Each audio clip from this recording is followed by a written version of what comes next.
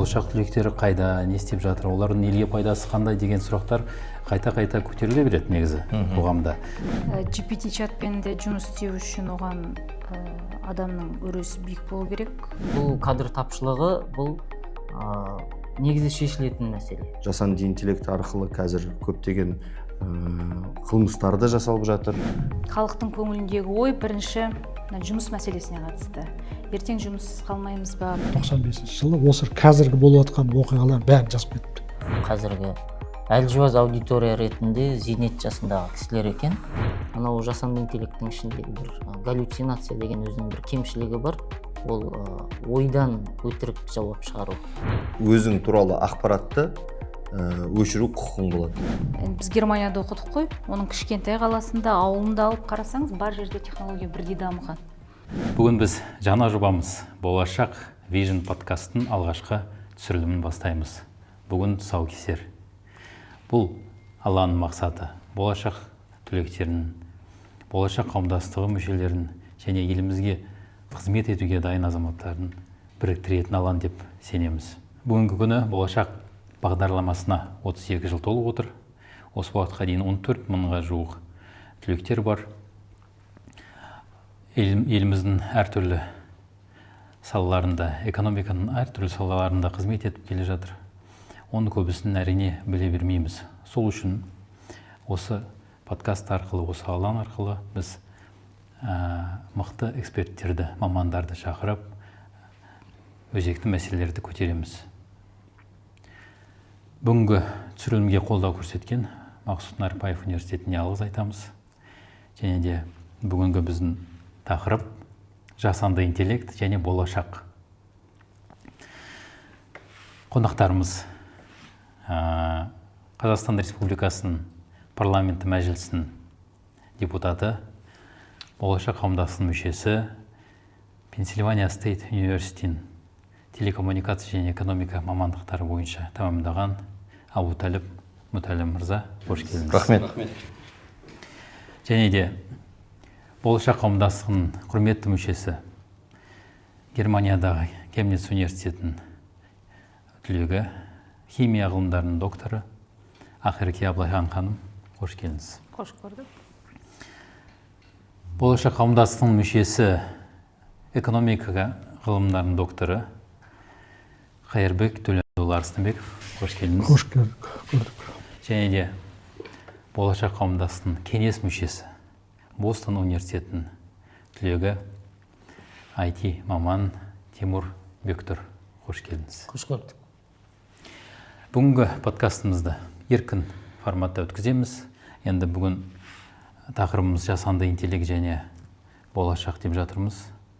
Және де елімізде бұл жасанды интеллект туралы заң қабылданып жатыр деп білеміз. Сол үшін алғашқы сөзді Абуталип мырза өзіңізге ұсынайын деп жатырмын. Жалпы еліміз үшін жасанды интеллект қаншалықты маңызды, неге біз заңды қабылдап жатырмыз, және сіздің жалпы осы тақырыпта ойыңызды айтсаңыз, содан бастайық. Рахмет. Жасанды интеллект заңы қабылданды.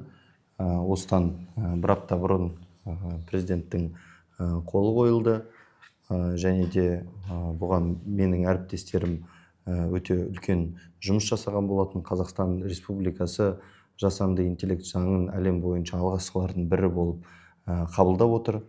Бұл заңның маңыздылығы өте үлкен. Неге десеңіздер, жасанды интеллекттің туындысы болатын заттарды, жасанды интеллект арқылы жасалған контентті біз заңдастыру керекпіз. Міндетті түрде оған бұл заң деген ол анау жол ережелері сияқты ғой.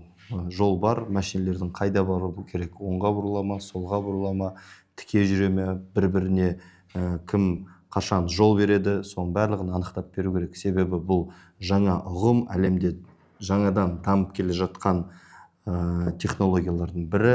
Бұрын соңды болмаған дүниелерді жасауға болады. Үлкен ақпаратты бір сағат емес, бір минут емес, бір секундтың ішінде оның аналитикасын шығарып, оған өзінің ойын беріп отырады. Жасанды интеллект арқылы қазір көптеген қылмыстарды жасалып жатыр. Оның бірі мынау дипфейк арқылы жасалып жатырған видеолар, оны көріп жатсыз. Бұны да біз қатаң бақылау керекпіз, оған жазасын беру керек, және де авторлық құқық бар жасанды интеллект арқылы жасалған заттарды менің өзімдікі деп беріп жатқан ол дұрыс емес. Оның міндетті түрде халықты алдауға болмайды, арбауға болмайды. Оны міндетті түрде айту керек, ол жасанды интеллект арқылы жасалған, немесе өзінің ойын жасанды интеллект арқылы бірігіп жасалған деген ұғымдардың барлығы кірді бұл заңнамаға.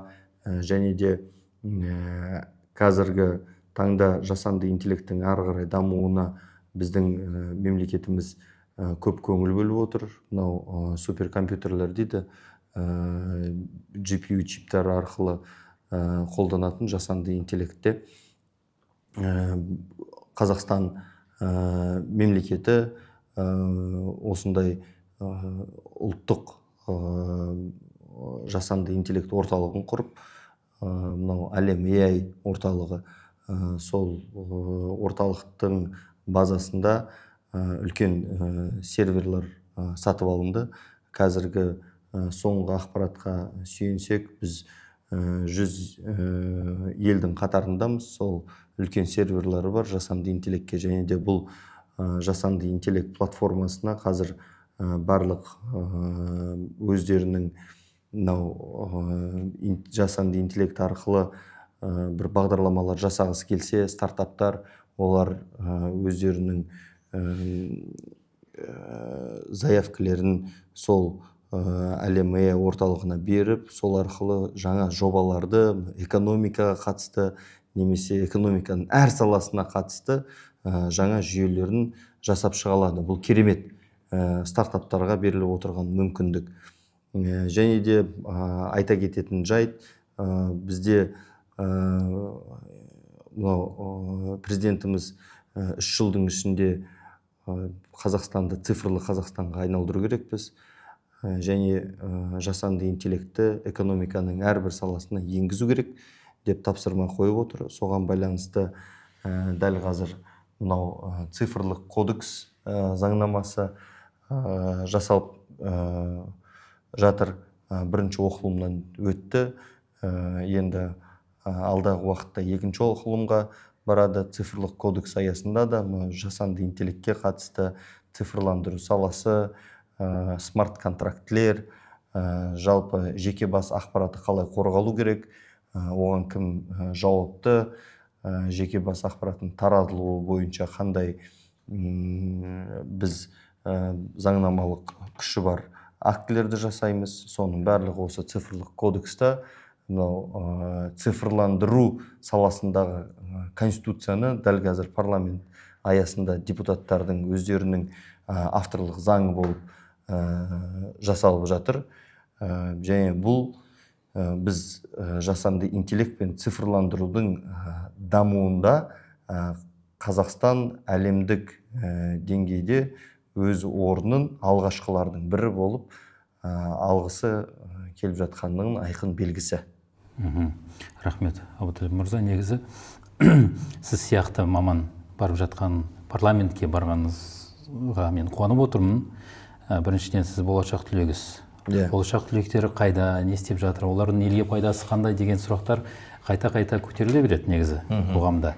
Біз айтамыз, енді олар өзінің туын көтермен болашақпын деп айта бермейді. Өз саласында жұмыс, адал қызмет етіп жатқан мамандар өте көп. Қай саланы алсақ та, өзіңіз айтып жатсыз, жасанды интеллекттің қатысы бар. Күнде біз бір жаңалықтарды естіп жатамыз. Жасанды интеллект арқылы ұлы абайымызды сөйлеткен, абаймен тілдестірген, біздің ортамызда жүрген болашақ түлегі Тимур мырза, сіздің болғаныңызда бүгін ерекше. Мүмкін сізде бір ойыңызда, көкейіңізде тұрған бір ойларыңыз болса, айта кетіңіз. Біріншіден осындай арнайы студияға шақырып мінбер ұсынғандарыңызға рахмет.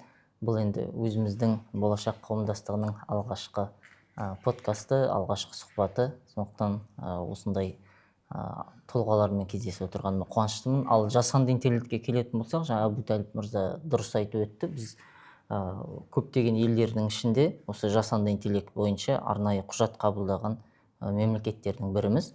Бірақ енді біз өте жедел қозғалуымыз керек, өйткені бұл тарих өзі соған әкеле жатыр. Біз енді біраз уақыттан қағажу көрген елміз.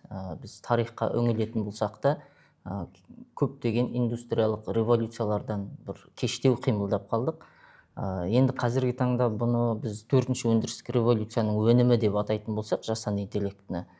Демек, біз осы бір шауып бара жатқан атқа дейміз бе, әлде жүйткіп бара жатқан локомотив пойызға дейміз бе, соның бір вагонына секіріп мінуіміз қажет. Өйткені бұл заманның талабы осылай. Сондықтан да мемлекет басшысының жаңағы жеделдетіп осы істі қолға алғаны шындығында батылдық. Өйткені біз неліктен бұл заңды көптеген елдерден ертерек қабылдадық. Өйткені көпшілігінің сол батылы жетпей жатыр. Көп мемлекет түсінбей жатыр. Бұл жасанды интеллект керек пе, керек емес пе, оны кім жасайды, оған кім регуляция жасайды, қалай регуляция жасайды деген бір ішкі сұрақтарға әлі толықтай жауап бере қойған жоқ. Ал осы тұрғыдан келгенде біздің мемлекет басшысы ол кәдімгідей саяси тұрғыда да, қоғамдық тұрғыда да тікелей сигнал берді. Яғни президентіміз былтырғы жылы да, оның алдыңғы жылғы жолдауларда да жалпы жасанды интеллект пен технологиялық дамуға өзінің сөзінде біраз мән беріп жүрді. Бірақ биылғы қыркүйектегі жолдауында ол ерекше түрде атап көрсетіп, бұны не үшін айтып отырмын? Енді сіздер бұл ортада жүргендіктен өте таныс тақырып болуы мүмкін, бірақ біздің көрермендеріміз үшін айтып жатырмын.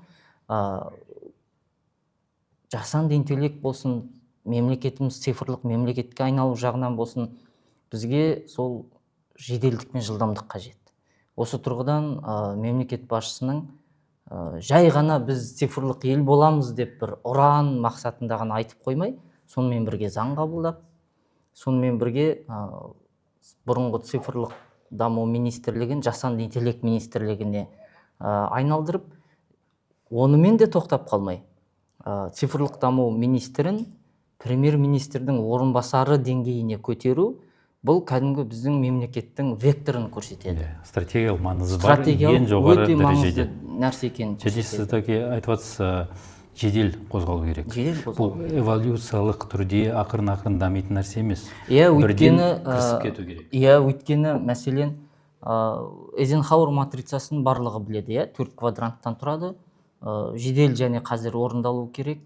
Сосын маңызды, бірақ шегеруге болатын, ешқандай маңызы жоқ шегеруге болатын, және маңызды, бірақ түкке қажет жоқ деген 4 квадранттан тұрады. Әдетте осындай әртүрлі технологияны жасайтын елдер, олар инвеншнмен айналысады.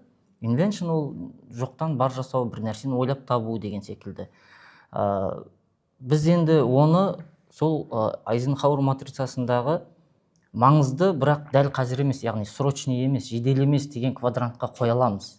Өйткені көптеген қыруар қаржы, ресурс бөлетін елдер, мәселен Европа одағындағы елдер, мәселен Америка құрама штаттары, олар осы үлкен көрермен ретінде қарап, олар әбден пісіп жетілгенде сонда дайын продукт аламыз деген де позиция алуға болады. Соған келе жатырмын. Яғни біз негізі implementation, сосын innovationға қарай ауыссақ болады. Менің ойымша біздің мемлекет басшысы және мемлекеттік бағытта осы тұрғыдан. Яғни міне дайын технология бар, неліктен соны қолданбасқа? Және де Тимур мырза, бұл президенттің батыл қадамы деп айтып жатсыз. Мен ойымша елімізде кадрлар тапшылығы деген ой негізі дұрыс емес. Президентті көзі жетіп жатыр. Елімізде мықты мамандар, кадрлар жетіп жатыр. Мүмкін елімізде де, шетелде де істеп жатқан қазақстандықтар өте көп. Мүмкін соны көріп, бұны қазір дәл осы жылы қазірден бастап дамыту керекпіз деген батыл қадамға келіп жатқан. Кадр тапшылығына келгенде, бұл кадр тапшылығы бұл негізі шешілетін мәселе. Және жасанды интеллект және технология аясында да Абдымүтәліп мырза айтып өтті. Әлем AI деген біздің үлкен платформамыз бар, суперкомпьютер келіп жатыр деген секілді. Яғни мемлекет өзінің тұрғысынан инфраструктуралық тұрғыда жұмыстар жасап жатыр. Ендігі біздің жастарымыздың және қоғамның мойнындағы міндет осы оқу ресурсын, қаржылық ресурсты және технологиялық ресурсты қолдана отырып осы мүмкіндік пайдалану. Бүкіл жағдай жасалған. Менің ойымша, міне бұл жерде отырған Абуталип болсын, Тимур өзің болсын, болашақпен білім алып кезінде американың технологиясын барып көріп келдіңіздер де, бүгін соны дайын кадрсыздар, мамансыздар. Өйткені сіздердің шетелдік эксперттен артықшылықтарыңыз, сіз елдің, осы Қазақстанның ерекшеліктерін білесіздер. Сондықтан болашақпен дайындалған кадрлар бар. Президентіміз Америка Құрама Штаттарына барғанда сол силиконда істеп жатқан даласында қаншама жастармен кездесті. Сондықтан егер елімізде жасанды интеллект дамитын осындай қадамдар жасалынып жатқан уақытта, менің ойымша ол жастар да келеді. Себебі ол жастардың елге келгені дұрыс, күш қайраттары бойында тұрғанда елге келіп жұмыс жасау керек деп ойлаймын. Сондықтан бізде мамандар жеткілікті. Жалпы Қазақстанда өзіміздің оқып келген, тәжірибе жинаған мамандарымыз, шетелде білім алып келген, оқып жатқандарымыз бар. Сондықтан мамандар бойынша сұрақ болмауы тиіс. Әрине, жаңа жасанды интеллект министрлігінің ашылуы бұл орталық Азиядағы бірінші ашылған министрлік. Өткен жолы әріптестерім үлкен орталық Азия елдерінің конференциясында айтты. Енді қазір орталық Азия елдеріне өте үлкен көңіл бөлініп жатыр ғой әлемде. Сондықтан біздің жастарымыз талантты, қанымыз таза, жұмыс істейтін жастар көп. Ең бастысы өсіп келе жатқан, қадам артымыздан келе жатқан азаматтарға, сосын қоғамды үйретуге көңіл бөлсек, мысалы өткен жолы ғылым саласына келетін болсақ, мен ойлаймын, гуманитарлық салада да кішкене қиындау болады. Себебі мен енді бірнеше мысалы әдебиетші мамандардың еңбектерін қарап отырып, көп жерде қанша етістік бар, қанша сөз барын зерттеп жүрген мамандар бар ғой. Ал бұл жерде Тимур алдыда бүкіл жастарға Абайдың толық адам ілімін насихаттап, сол жерде Абаймен тілдестірді. Яғни бүкіл Абайдың шығармаларын жүйеге салып, неге біз шет тілін үйренеміз деген сұраққа сол жасанды интеллект арқылы мысалы жастарға жұмыс жүргізді Тимур. Әрине бұл жерде ғылым саласына да жалпы беретін жасанды интеллекттің қазір пайдалы тұстары өте көп. Себебі анализ жасау. Бұрын мысалы енді диссертация жазған уақытта әр кітапта кім не жазды деп қарап отыратынбыз ғой. Ал қазір оның барлығы жеңілдейді. Бірақ шынында да бұл жерде плагиат емес, өз ойын пайдалану, жаңа Абуталип мырза айтып жатыр ғой, заңға өзгерістер енгізіп жатырмыз деп. Ол да маңызды. Мен ойымша қазір ең бастысы жастарға, әсіресе оқушыларға жасанды интеллектіні қалай пайдалану. Жалпы менің ойымша өзі бір әлемде білім саласының дамуын қарап отырсаңыз, бір заңдылық бар. Бұғанға дейін біз айтып келдік, біздің жастарымыз пизада креативті ойлау қабілеті жастарымыздың теория жағынан жақсы, бірақ креативті сыни ойлау көзқарастарын дамыту керек дедік. Міне, соны пайдаланатын қазір технологиялар келді. Сұрақты дұрыс қою, GPT-чатқа. Енді осы мақсатта біз жұмыс жасауымыз керек. Енді халыққа ең бастысы біздің қазір сіздердің оқып келген маман ретінде, тәжірибелі маман ретінде негізгі халықтың көңіліндегі ой бірінші жұмыс мәселесіне қатысты. Ертең жұмыссыз қалмаймыз ба, бар жерде технология болып жатса, экономикалық мәселелер қалай болады деп жатыр. Сондықтан осыны біз айтып түсіндіруіміз керек. Осы Қайырбек мырза қалай ойлайсыз? Мен осы жерден іліп әкетейін. Әрине, Қайырбек мырза, сіз экономика саласының докторсыз маманыз, және ең басты және ақырғы ханым айтқандай, халыққа бұдан жасанды интеллекттен қандай пайда, қалай әсер етеді, жұмыс орындары қалай әсер етеді, біздің халқымыздың ел ауқатын, халықтың ел ауқаты одан жақсара ма, қалай ойлайсыз? Енді сөз басында біздің ашылып бүгінгі бірінші шығарылым подкасттың сәттілік тілейміз, ұзағынан болсын. Осы подкастта болашақта айтылатын құнды ойлар, шетелден оқып келген әріптестеріміз осы жерде дамытып, бөлісіп, кванттық білім деген болады екен. сол кванттық білімді қабылдайтын жастар одан өрбітіп дамытып бір жаңа бір қозғалыстар әкелсін, басқа бір жастардың жолын ашсын деген тілек айтқым келеді.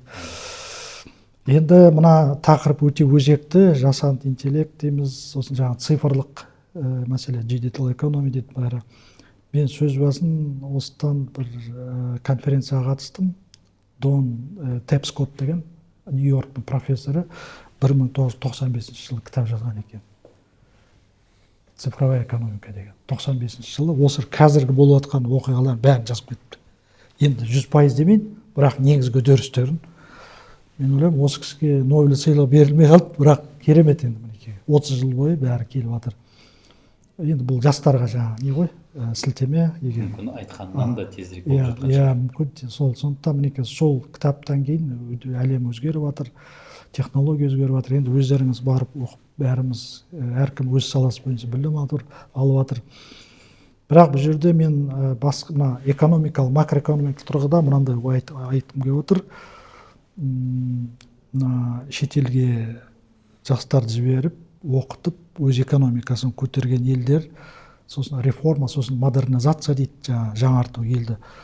Осыған, осы платформа бойынша дүние жүзінде 200 мемлекет қой, Біріккен ұлттар ұйымында тіркелген. Халықаралық валюта қорында ресми тіркелген. Осы 200 мемлекеттің арасында қазір бәсеке жүріп жатыр. Талас жүріп жатыр. Тіпті айтар едім, жасырын түрде бір-бірін өздеріңіз көріп жатсыздар ғой, геосаяси, тіпті ұрыс соғысқа дейін де болып жатыр. Бір өзі политология бір ауру бар. Дамып кеткен мемлекеттер өзін жақындап қалған мемлекетті тұншықтыруға тырысады екен. Қолда бар тәсілді. Яғни өз менің деңгейіме жетпесін деп, сондай ұлттар арасында, мемлекет арасында шайқас жүріп жатыр. Оны ашық айтуымыз керек. Енді осы жерде мен айтпағым мынаған келіп саяды. Осында реформация, инновация, сосын модернизация жасайым деген 104 мемлекет болған екен. Соңғы 80 жылда ұмтылыс жасағанда озық елдерге жетеміз, қатарына тез дамимыз. Сол 104 мемлекеттің 10 шақтысы ма, 12-сінде ғана қолына келген екен жаңа шаруа. Енді өздеріңіз білесіздер қандай мемлекеттер, жаңа Оңтүстік Корея дейміз, Жапония, сосын Сингапур, Дубай, кете береді. Солтүстік Ирландия сияқты іспеттес. Бұны мен не айтпағым келіп отыр. Мына осындай модернизация, инновация, жаңа шетелден технология, сосын жасанды интеллект деген кезде біз ұлттың менталитетін ескеруіміз керек. Ұлттың қабылдау қабілетін, ұлттың қабылдамау бағыттарын. Қабылдамаса нені өзгерту керек? Былай айтқанда дискурс дейді ғой, мына ұлттық менталитетте бізде кедергілер бар. Оны мойындауымыз керек. Әрине біздің артықшылықтарымыз бар, керемет қазақ халқы, гибкость дейді ғой, Байтұрсыновтың жақсы сөзі бар, 1924 жылдан. Қазіргі заманда дейді, ол кезде нелер шықты ғой, промышленный өнеркәсіп кезінде дейді, ұлттың икемділігі, психологиясы өте маңызды екен. Ол бізде бар ұлтымызда. Бірақ дегенмен де сол жаңа айтқан 10-12 мемлекет қалай олар қолынан келді. Енді осы тұрғыда мен өз ойыммен бөлсем, бізде неге кейбір реформалар тоқтап қалып жатыр, осыны айтайын.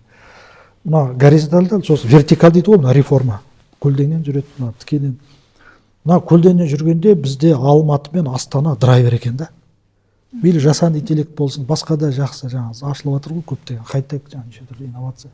Кейбір ауылдарда интернет те жоқ. Екі қалада бір 100% өзі кіргізеді екен, технология болсын, ақпарат болсын,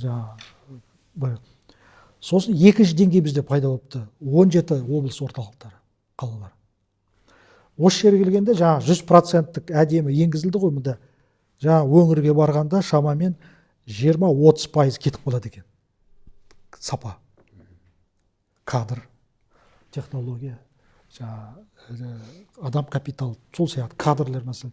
Бұл жерде кадрды де бар, бұл жерде министрлік бар, құзыретті. Яғни мен ойлаймын, сондай өңірлер арасында, мен қала мен ауыл арасында не бар ғой енді? Түсінікті, бәрі жақсы жерге ұмтылып жатыр. Өткенде президент дұрыс айтты ғой. Жолдауда өте растап, мықты ақпарат айтты. Соңғы 3 жылда Астанаға 350 мың адам көшіп келді әр облыстан. оған нагрузка ғой, жүк түседі, жаңағы мектеп жетіспей жатыр, емхана жетіспей жатыр, былайша айтқанда ішкі миграция. Жаңа мен айтайын, әңгімемді жалғаса. Сонда 17 облыс орталығында мана 100% идеяның 30% кетіп қалады екен. 70-ті барып кіргізеді екенбіз. Сосын 3 деңгей, 167 аудан. Ауданға барғанда уже жартысы кетеді екен.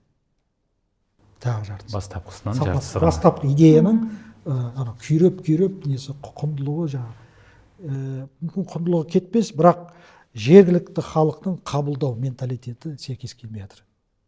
Мінекей осы жерде бізде бұл тек қана мына біздің неге қатысты емес, бұл экономикалық реформа, ауыл шаруашылығы жаңалықтар болсын, өнеркәсіп болсын, инновация, көп салаларда осы мына дискурс осы іспеттес та бізде.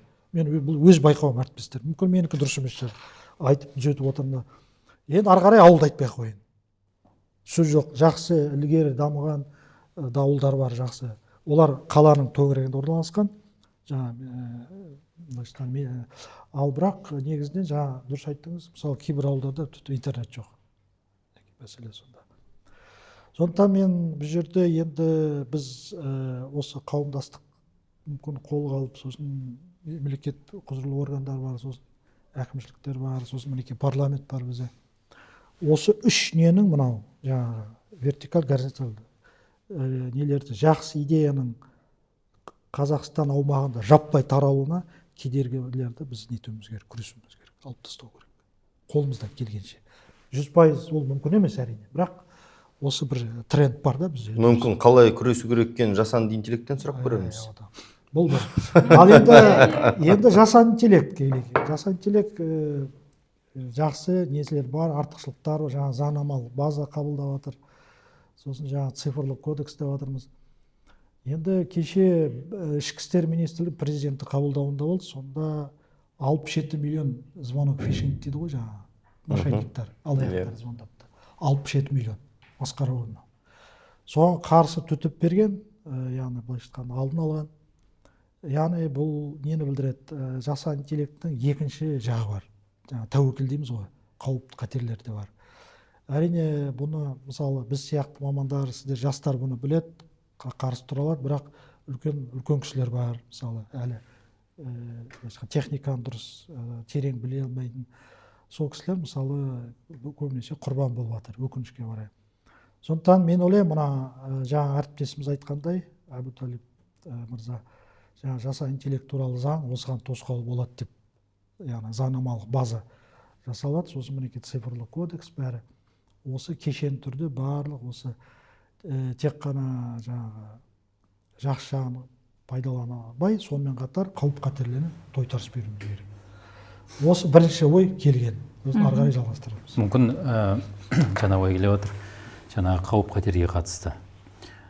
Телефонға сондай жасанды интеллект хабарласып жатса, телефонда сондай функция болса, соны анықтайтын. Бұл жасанды интеллект, бұл адам емес, жалған деген сондай функция бола ала ма? Қалай ойлайсыздар? Әрине, мынау әлемде оңды солды болып бөлінеді ғой, хакерлердің өздері де. Мысалы үшін ақ хакерлер деген бар, және қара хакерлер деген бар.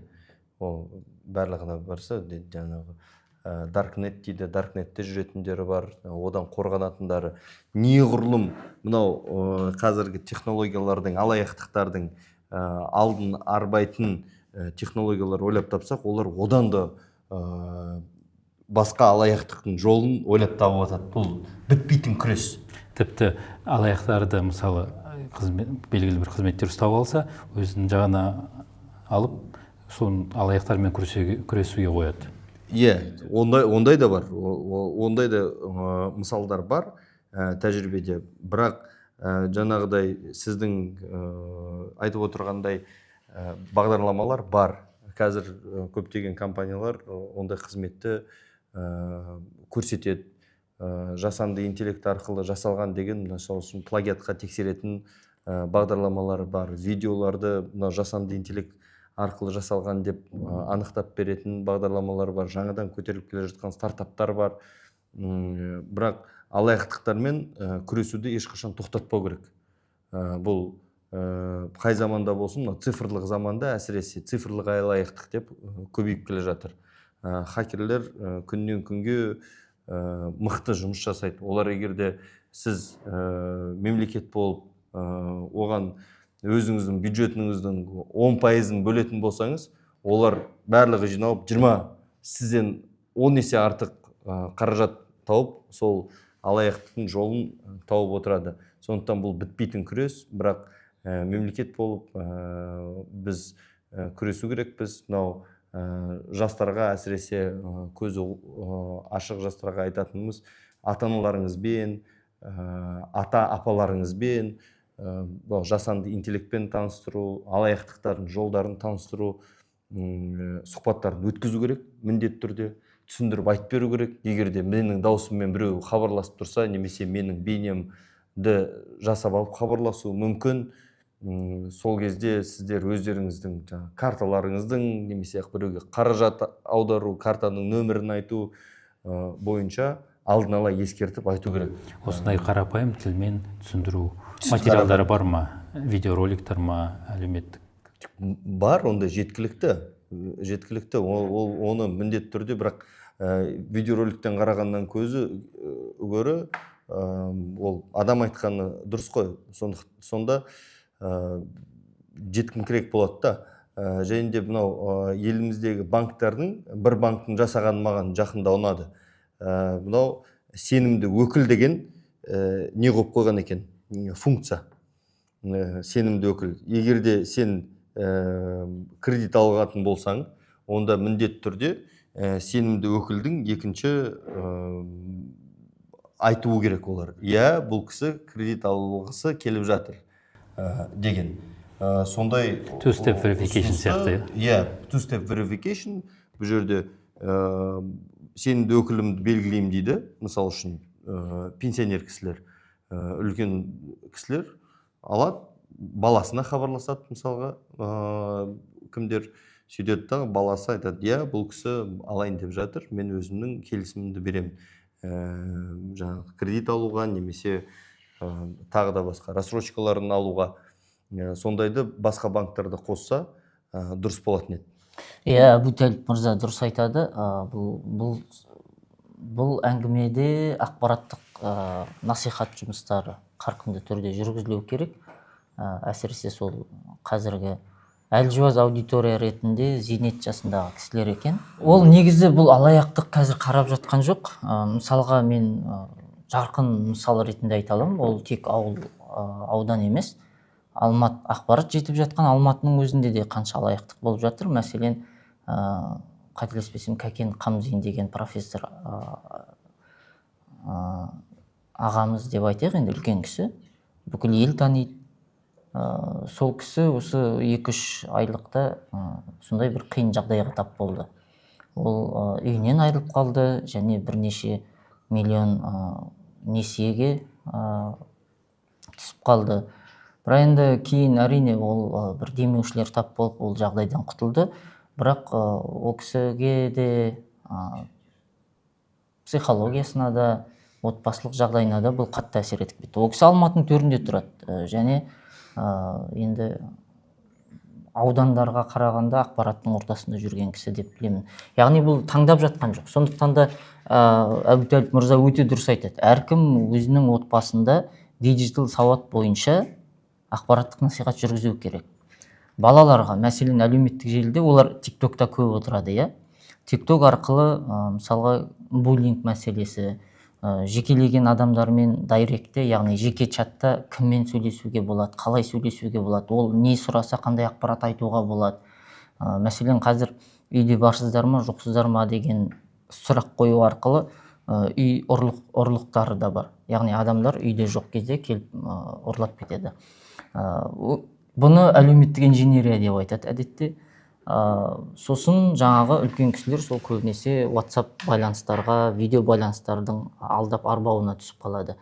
Сондықтан да мына мемлекет ұсынып отырған әртүрлі тетіктер бар. Әбутәліп мырза жаңа бір банктың тетігін айтып кетсе, бізде электронды үкімет бар, Мысалға кез келген азамат eGov мобайлға кіріп, өзінің атынан немесе әке шешесінің қасында отырып солардың атынан кредит алуға, онлайн кредит алуға тосқауыл қоя алады.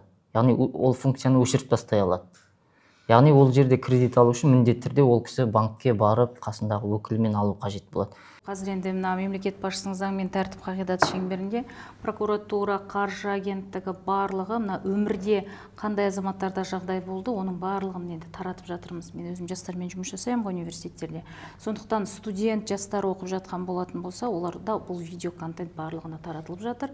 Сонымен қатар lifelong learning, бізде өмір бойы оқу университеттердің базасында күміс университеттер бар. Яғни ол жерде жасы келген қарт азаматтарға әсіресе осы жасанды интеллект, ақпараттық технологияларды қалай меңгеру бойынша енді қарапайым болсын, тегін курстар ұйымдастырылады.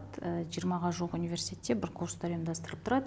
Бұл жерде менде бір сұрақ дейін бе, әлде бір өте қызықты жағдай сіздерге маман ретінде. Сіз өткен жолы сол контентті жасанды интеллектіге қалай саласыз, сұрақты қалай қоясыз, ол жерде қандай логикаға біз негіздеп сұрақ қоюымыз керек, бүкіл Абайдың шығармасын салдыңыз ба? Бүкіл, өйткені әрбір әдебиетін зерделеп, мысалы шығардыңыз ғой, өте пайдалы ақпарат болды. Сол қалай жасалынады? Сұрағыңызға рахмет, Ақерке ханым. Бұл енді сәл күрделіру тақырып, өйткені жасанды интеллекттің өзінің негізгі оқытылған базасы деген болады. Және оның оқытылған базасының шектеуі болады. Мәселен, ChatGPT-дің қазіргі моделі айталық 2025-тің мамыр айына дейін оқытылған болуы мүмкін. Ең соңғы моделі. Ол 2025-тің мамырынан кейінгі мәліметті білмей қалуы мүмкін. Оған кейбір қазақтың тарихи, әдеби, мәдени мұралары түспей қалуы мүмкін. Осындай ситуацияларда RAG деген технология бар. Retrieval Augmented Generation деген. Яғни оған қосымша ақпаратты оған не деп айтамыз? Енгізу дейміз бе, қазақшалаған кезде? Жүк дейміз. Толықтыру арқылы. Оны енді мәліметтер қоры деп айтады. Оған мысалға біздің Қазақстанның бүкіл заң базасын әділет.gov KZ-тегі. Соны жүктеп қойып, нақты сілтемесімен арнайы заң ассистентін жасауға болады. Сосын тарихи базаны жүктеп қойып, тарихи ассистент жасауға болады. Ол тек Абаймен шектелмей, Мұхтар Мағауин дейміз бе, Ахмет Байтұрсынов дейміз бе, сол арқылы да сөйлесуге болады. Сондықтан осындай технологияларды қолданса, анау жасанды интеллекттің ішіндегі бір галлюцинация деген өзінің бір кемшілігі бар. Ол ойдан өтірік жауап шығару, өтірік жалған мәлімет беру. Осы жағынан құтылуға болады. Сондықтан да бұл қауіпімен, енді бұл қылыш сияқты ғой. Қылыштың екі жүзі болса, бұл жасанды интеллектінде қазір қауіпі мен пайдасы бірдей болып тұр. Қауіп жағынан енді жаңа Әбутәліп мырза заңдық тұрғыдан жақсы айтып өтті. Бұл интеллектуалды құқықты сақтау,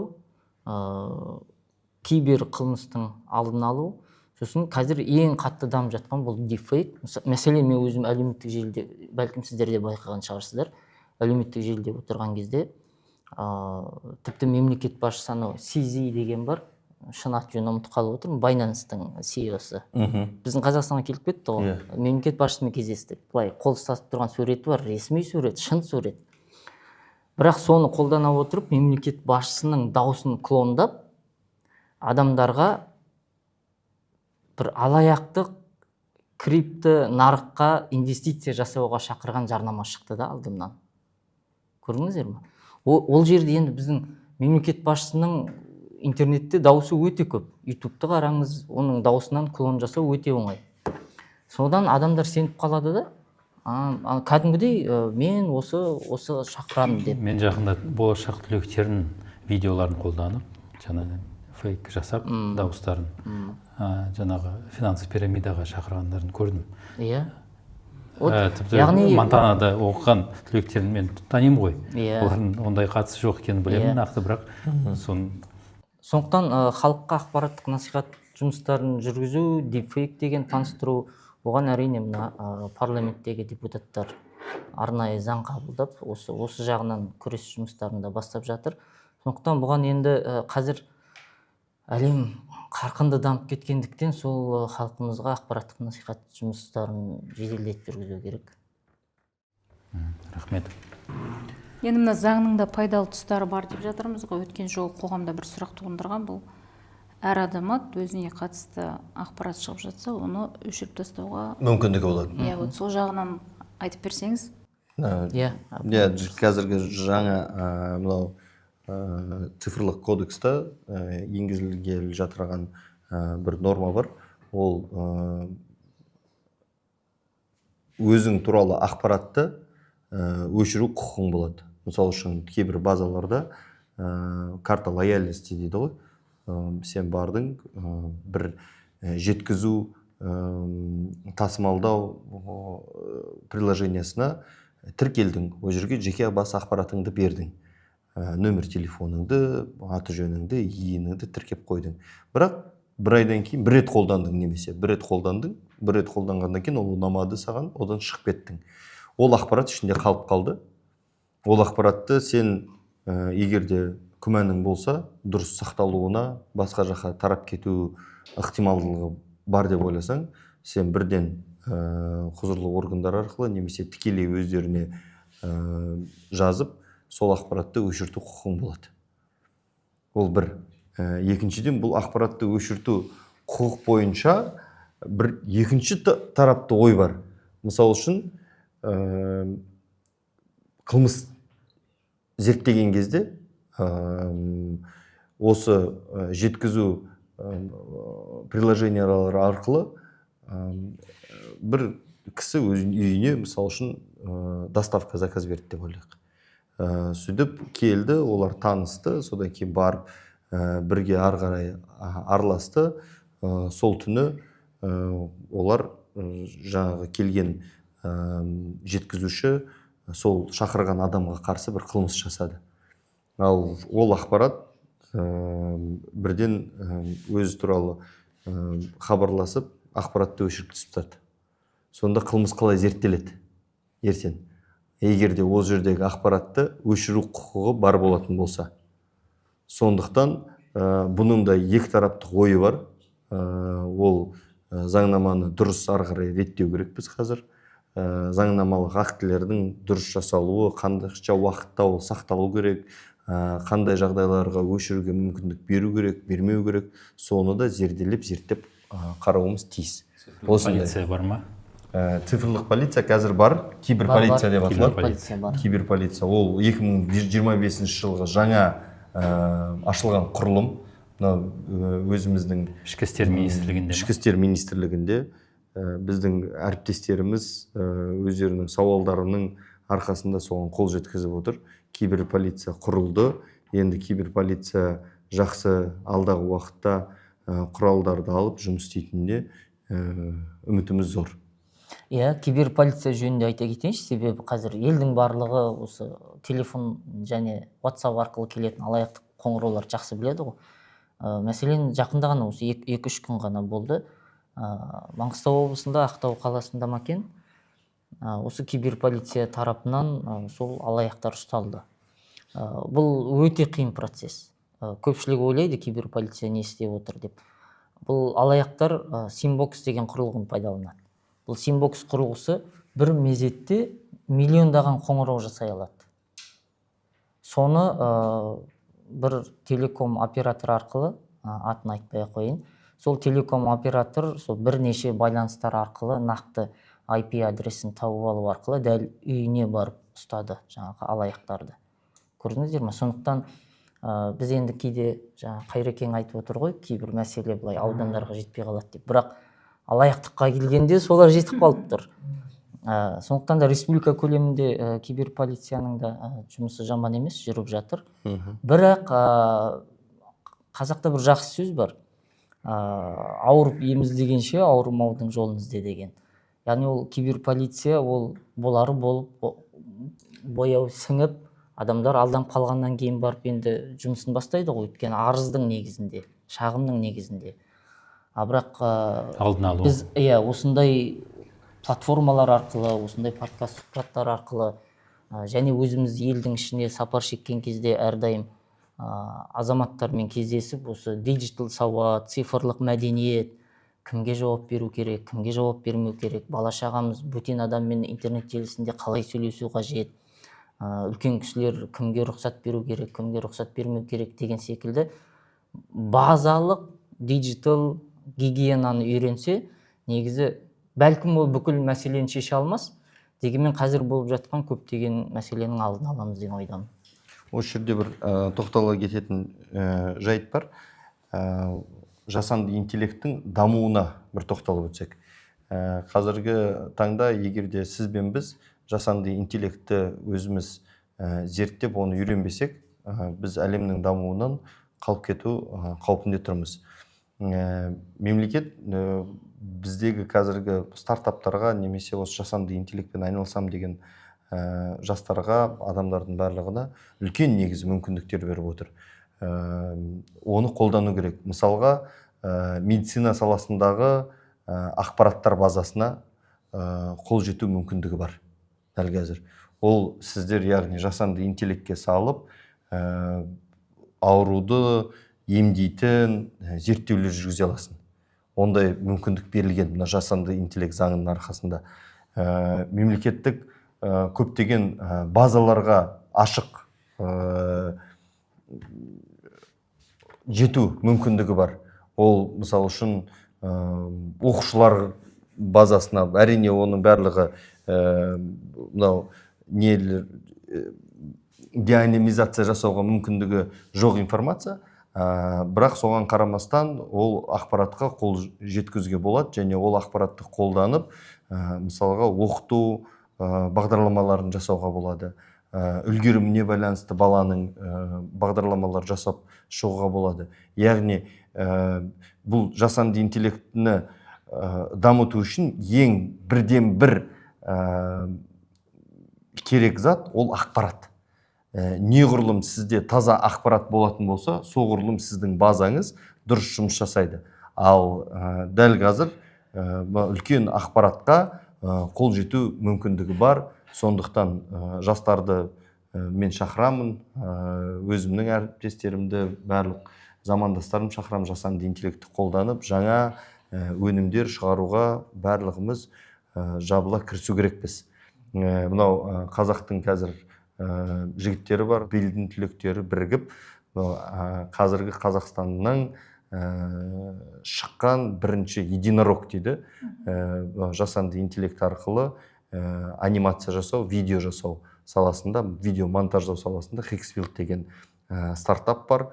Қазір Silicon Valley'дің мынау үлкен OpenAI, Meta компанияларының көздері түсіп, біздің қазақстандық стартаптарға біздің ойына ешқашан келмеген ұсыныстарды жасап жатыр.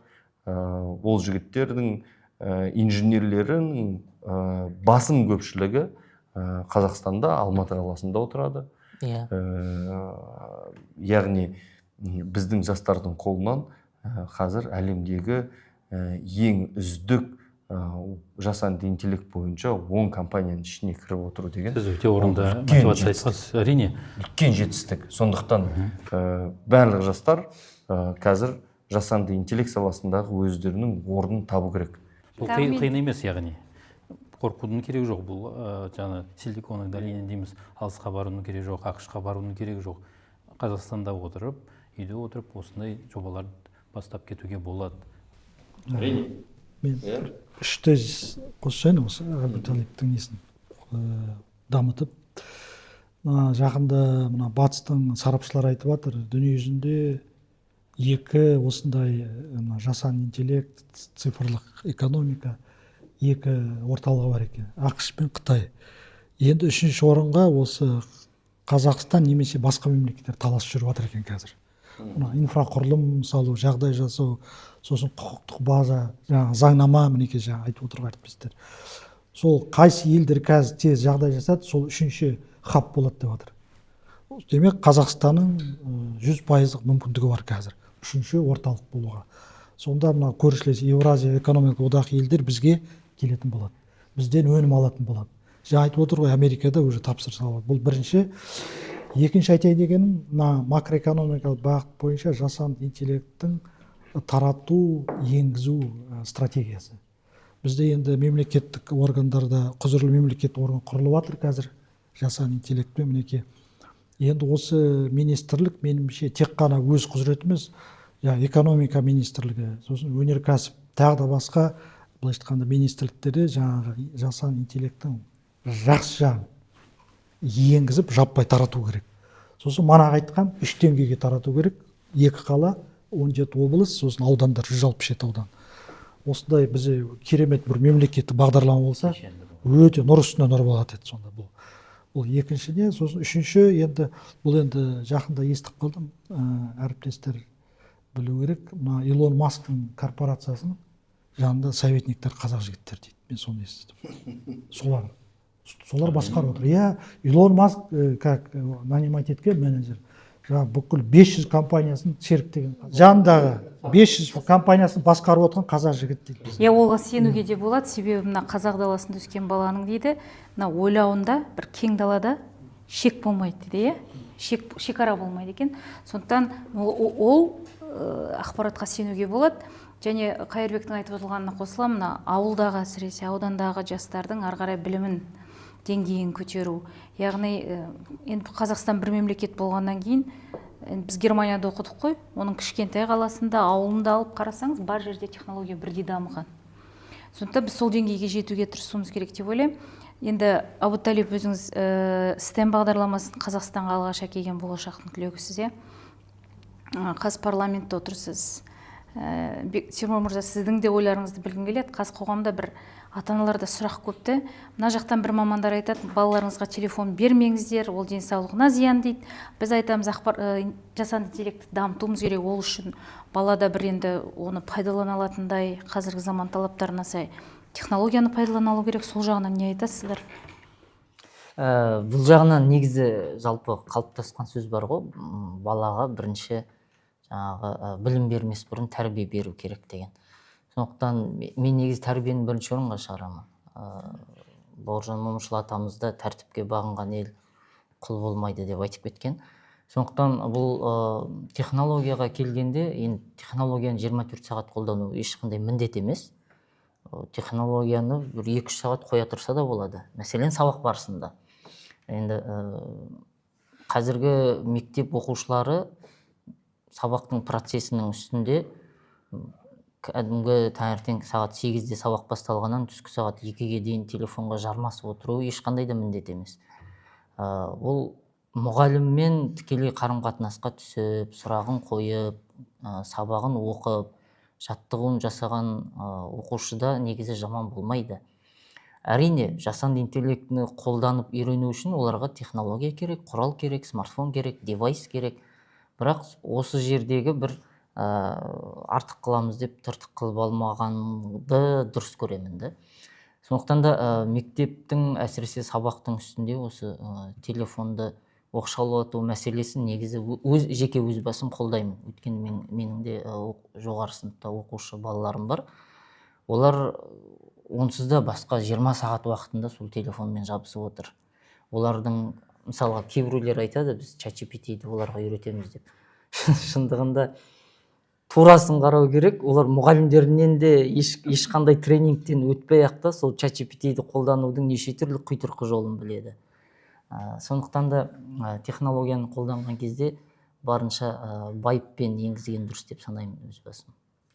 ChatGPT айтып жатсыз ғой, Тимур мырза.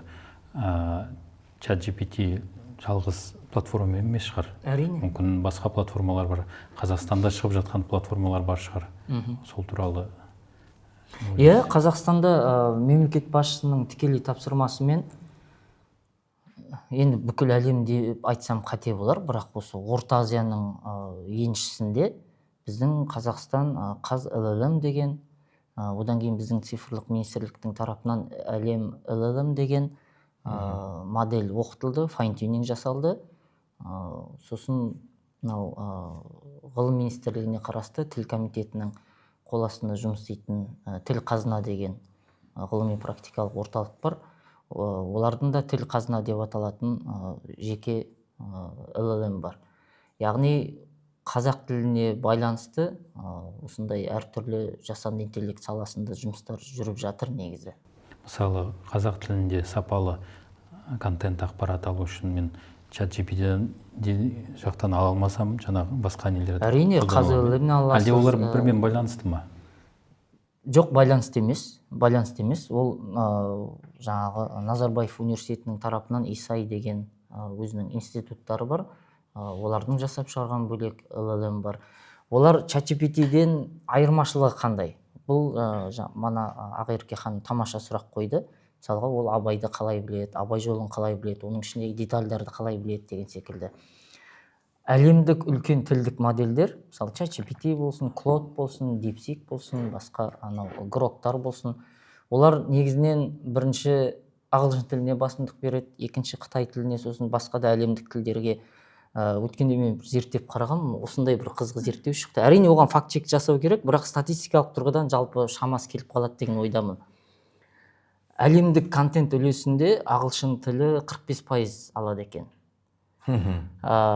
Сосын неміс тілі, Италия, француз тілдерінде, араб тілдерінде 5%-дан екенді. Және ең қызығы орыс тілі 4,5% екенді. Ол да өте көп. Қазақ тіліндегі контент 0,01% екен. Интернет кеңістігіндегі қазақ тілінің үлесі, қазақ тіліндегі контенттің үлесі.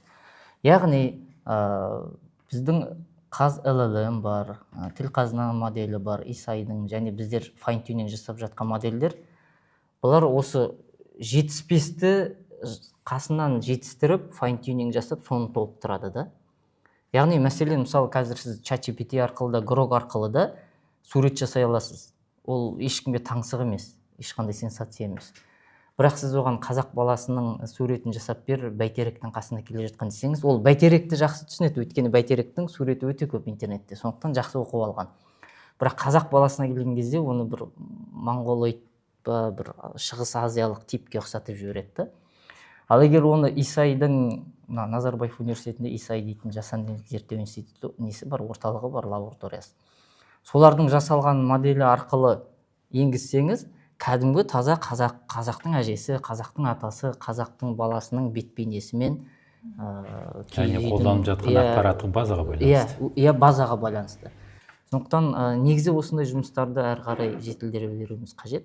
Сонда біз бәлкім контент жағынан бір саты алға шығатын болармыз. Қазақша жасанды интеллект ақпараттық база ол біз үшін керек, еліміз үшін. Оны әлем қажет етпейді, жаңа айтқандай. Жоқ, әлемге де қажет қой негізі. Оларға да қажет. Үлесіміз өте аз жалпы. Иә. Жаһандық масштабта. Бірақ біріншіден осы біздің жастарымызды дұрыс тәрбиелеу үшін, дұрыс ақпарат жеткізу үшін бірінші сол маңызды болып тұр. Әрине, датасет өте маңызды. Оны коммерциялық жағынан емес, жаңағы тәрбиелік, ағартушылық жағынан қарастырған жөн шығар. Кез келген жағынан, коммерциялық жағынан да, тегін жағынан да. Бұл кім қалай қолдана алады, сол жағынан менің ойымша. Мәселен, қазір интерьер жасайтындар бар, үйдің ішіне бір қазақи интерьер жасақсы келетіндер бар да. Анау қазақтың оюларын арнайы датасет қылып жасап, бір модельді соған оқытатын болса, онда кез келген осындай черновой вариантты қазақша қалай деп айтамыз. Үйді жаңадан алған адам ішіне интерьер жасағысы келсе, онда сол қазақи стильде, мысалға мына жерді шаңырақ қылып, мына жерді кереге қылып деген сияқты ішкі интерьерді де жасай алады, одан да ақша табылады. Біз неліктен жаңағы коммерциялық мақсатта да қолдануға болады деп отырған себебім, қазіргі таңда біздің қоғамда бір жұмыссыздыққа қатысты бір қалың ой бар да. Ой, бұл жасанды интеллект біздің жұмысымызды алып кететін болды. Немесе біз тек қана, мен батыс жақтанмын ғой, тек қана мұнай мен газда жұмыс істеуім керек. Мұнай мен газ болмаса, мен басқа жерге жұмысқа шақырмасын деген сияқты сәл бір негатив көзқарастар бар, оны ашығын айту керек. Бірақ мына жақта өте үлкен 2030 жылға қарай триллиондаған долларға пара-пар болатын индустрия келе жатыр. Сол индустрияны осы бастан біз жастарымызға айтып, түсіндіріп көрсетуіміз керек. міне тегін жасанды интеллект моделі тұр, міне қазақтың ойы, текеметі, басқа да бір мәліметтері тұр, мына әлемдік жасанды интеллект модельдері онымен оқытылмаған. Алда жұмыс істе мысалға. Программалық код жазу Қажет емес, жасанды интеллекттің өзі де жасап. Яғни кез келген бағдарламаны, приложениені жасауға болады. Әрине, яғни ол қазіргі жастар, білмедім, студент, бірінші курстың студенті немесе high school деп айтамыз ғой, 11-12 оқитындар да қазір миллионер бола алады. Бұл ешқандай да бір фантастика немесе тым оптимистік тұрғыда айтып отқаным емес, бұл кәдімгі шын нәрсе. Осыған біз жол көрсете алсақ, сонда біздің артымыздағы жастар бізге ренжімес еді да, неге сіздер уақытында айтпадыңыздар деп. Рұқсат болса, Тимур мырзаның сөзін бір растау жасайын. Осыдан 6 ай бұрын World Trade Organization, всемирный сауда ұйымымен Давос экономикалық форум штаб секретарь басшылығы, хатшылығы болжам жасапты. Клаус Шваб мырза ма? 2000 соның аппараты ма секретарь. 2030-ға дейін, енді қазір 25-26, 5 жыл алды ғой. Әлемдік сауданың 70% цифрлық. Жаңа кім айтып отқандай, Тимур мырза. Соған келатыр, сол болады дейді. 70%-ға дейін өседі дейді. Жаңа дұрыс айтасыз. Демек, жастарды соған не деуіміз, алдын ала бейімдеуіміз керек. Бағыт беруіміз, бағыт сілтеуіміз керек. Жаңа мемлекеттік бағдарлама, сосын былайша айтқанда, жаңағы үрейден арылып, мұнайдан тәуелді, жаңа газ, уран дегенде. Демек, басқа да мына яғни табыс көздерін көрсетуіміз керек. Былайша айтқанда, Абай айтады ғой, бір малды жусаң да, есектің артын жусаң да мал тап дейді. Бұл жерде бұл жаңа былайша айтқанда заманауи технология, былайша айтқанда. Сосын жаңа Абай демекші, жаңа Ақерке ханым айтқандай, бірінші томның аяғында Құнанбай мен Абайдың конфликтісі болады ғой. Құнанбай консерватор екен. Өз заманның ескі заманын айтып отырады. Шариғат, былай істеу керек. Абай инновация. Жаңа өзіңіз жас енгізгісі келеді. Сол ойлаймын, бізде де осындай заман келатыр қазір. Біз осы үлкендер жастарға жол ашуымыз керек. Инновацияға. Жасанды интеллект қандай көптеген салаға қатысы бар, көп салаға енгізіліп жатыр. Сол себепті бүгінде біз подкастта әр саланың маманын жинадық. Енді біріншіден жасанды интеллект IT саласы болғасын, IT мамандары бар. Экономикаға қатысы болғасын, экономика маманымыз бар. Және де біздің білім ғылым беру саласында бұл жасанды интеллект маңызды болғасын. Ақерке ханым сияқты саланың мамандары бар. Мен ойлаймын, біз бүгін бұл тақырыпты толықтай ашалдық па, ашалмадық па білмеймін, бірақ өте ауқымды тақырып. Біз жаңа еркін форматты өткізгесін әңгімеден әңгіме шығарып жалғастыра бердік. Бірақ сағаттап отыруға болатын сияқты. Қорытынды ретінде бір түйін сөздеріңізді айтсаңыздар, қысқа нұсқа, мүмкін алдағы уақытта біз осы тақырыпта подкастымызды тағы да бір түсірерміз, бірақ бүгінгі подкастты түйіндеу ретінде, қорытындылау ретінде ойыңызда тұрған бір ойыңызды түйіндеп айтсаңыздар. Менің енді арманым, былайша айтқанда, осы мына жасанды интеллект форматында, платформасында экспортқа шикізатты емес, жаңағы технология экспорттайтын сондай ұрпақ келсін, сондай Қазақстан көтерілсін деп тілек айтамын. Енді бұл менікі де жалғасы осы ойдың себебі GPT чатпен де жұмыс істеу үшін оған адамның өресі биік болу керек, сұрақты да дұрыс қоя білу керек. Сондықтан жастарымызды біз оқытуымыз керек. Қазақ енді соңғы малым қалғанша баламды оқытам дейтін қасиетін ары қарай сақтауымыз керек деп ойлаймын. Өткен жолы бір қария айтыпты ғой, GPT чат дегендерің не, мені де қосып қойсаңдар деп. Сондықтан үлкен де кіші деп бөлмей, жалпы қазақ қоғамы жаңалықтарға дайын болу керек деп ойлаймын. Сонымен қатар әр жерде баланс болу керек. Тәрбие жағы да, технология жағы болсын, білім мен ғылым болсын, осы балансты сақтай отырып байыппен пайымдап осы жасанды технологияларды меңгерсін азаматтарымыз. Жасанды интеллект ол болашақ, жақсылығын дұрыс қолданып, үйреніп, жамандығынан жиренейік. Иә, жаңа Қайрекең жақсы айтып жатыр, соның ішінде Абай туралы айтып кетті ғой, енді Абайдың сөзі арылмаған деп айтады. Абайдың жасымда ғылым бар деп ескермедім, пайдасын көре тұра тексермедім деген керемет бір өлеңі бар. Осы қазір пайдасын көре тұрып, осы бір көштен қалып қоймайық дегім келеді. Және Ғабит Мүсірепов деген жазушы болған бір қазақта. Сол кісінің қазақтың оқуда кеткен есесі көп, атаң үшін де оқы, әкең үшін де оқы, өзің үшін де оқы деген сөзі бар. Сондықтан қазіргі жастарды қазақ қоғамын көбірек оқуға шақырам. Көп рахмет. Біз барлықтарымызды болашақ қауымдастығының мүшелеріміз, болашақ бағдарламасымен білім алдық. Елдің ақшасына, халықтың ақшасына білім алып, елге қайтып келіп қызмет етіп жатырмыз. Жалпы болашақ түлектеріне үнемі айтатын, біз бірінші орында ел мүддесін ойлау керекпіз. Жаңа біз көтерген жасанды интеллект тақырыбы, цифрландыру тақырыбы ол тек қана маңызды сондай бір керемет ұран ғана емес, ол біздің елімізді алға ілгері тартатын үлкен күш, үлкен мүмкіндік деп білемін. Және біз болашақ қауымдастық мүшелері, болашақ түлектер ретінде осындай подкасттар арқылы қайда жүрсек те дұрыс ақпарат жеткізу керекпіз деп ойлаймын. Бүгінгі подкасттың миссиясы негізі сол болды, орындалды деп ойлаймын.